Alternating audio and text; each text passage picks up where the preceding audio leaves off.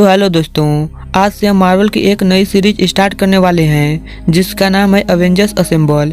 ये series Marvel की best series में से एक है और अगर आप भी मार्वल के फैन हैं तो चैनल को अभी सब्सक्राइब कर लीजिए ताकि कोई भी वीडियो आपसे मिस ना हो जाए।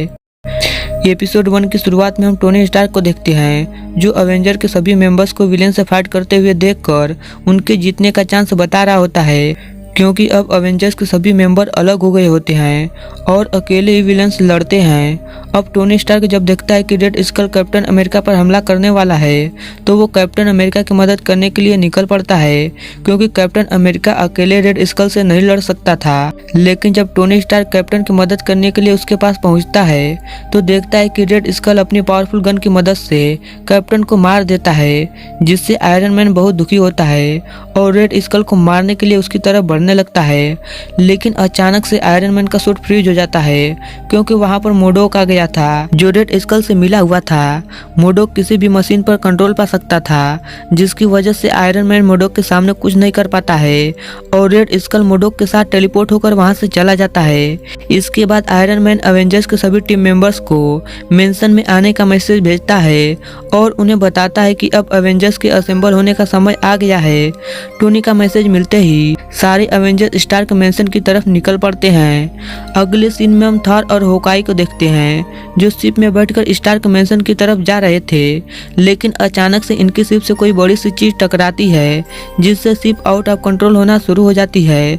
और जब थॉर बाहर जाकर देखता है तो वहां पर हल्क था जो शिप से लटका हुआ था। इसके बाद हल्क और थॉर के बीच में फाइट होना शुरू हो जाती है और वो दोनों लड़ते लड़ते नीचे आ जाते हैं।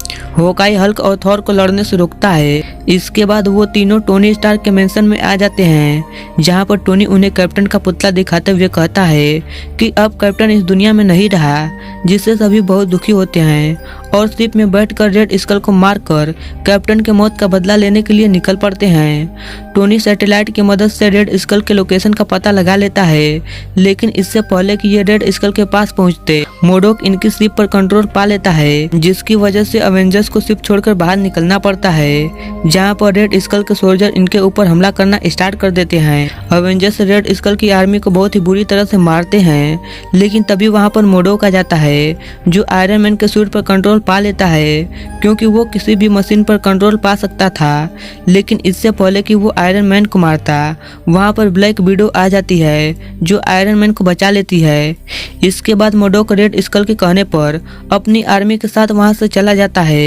ब्लैक विडो को जब पता चलता है कि कैप्टन मर चुका है तो वो बहुत दुखी होती है और स्टार्क से टीम को लीड करने के लिए कहती है, जिस पर स्टार्क रेडी हो जाता है और रेड स्कल के लोकेशन का पता लगाकर उसे मारने के लिए निकल पड़ता है।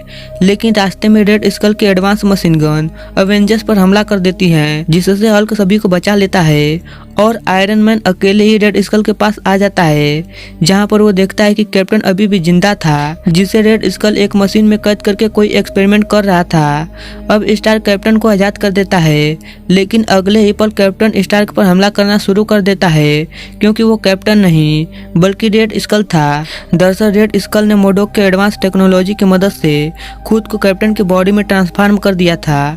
रेड स्कल स्टार्क को बहुत ही बुरी तरह से मारता है, क्योंकि उसके सूट पर मोडोक का कंट्रोल था, लेकिन रेड स्कल की बॉडी में मौजूद कैप्टन स्टार्क को बचा लेता है।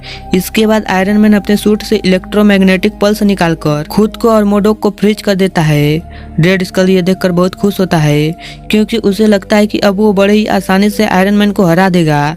लेकिन तभी वहां पर बाकी के अवेंजर्स भी आ जाते हैं जो रेड स्कल पर हमला करके आयरन मैन को बचा लेते हैं। इसके बाद सभी अवेंजर्स मिलकर रेड स्कल और उसकी सेना से लड़ने लगते हैं और इसी दौरान कैप्टन रेड स्कल को मशीन के अंदर भेजकर वापस से अपनी बॉडी में आ जाते हैं। रेड स्कल अपनी बॉडी में वापस आकर बहुत दुखी होता है और मोडोक की मदद से आयरन मैन के सूट को उसकी बॉडी से अलग कर देता है और खुद आयरन मैन का सूट पहनकर नया आयरन मैन बन जाता है और मोडोक के साथ टेलीपोर्ट होकर वहां से निकल जाता है। अब आर्क रिएक्टर के बॉडी से अलग होने की वजह से टोनी स्टार्क की वहीं पर मौत हो जाती है, जिससे सभी अवेंजर्स बहुत दुखी होते हैं और इसी के साथ ये एपिसोड यहीं पर खत्म हो जाता है।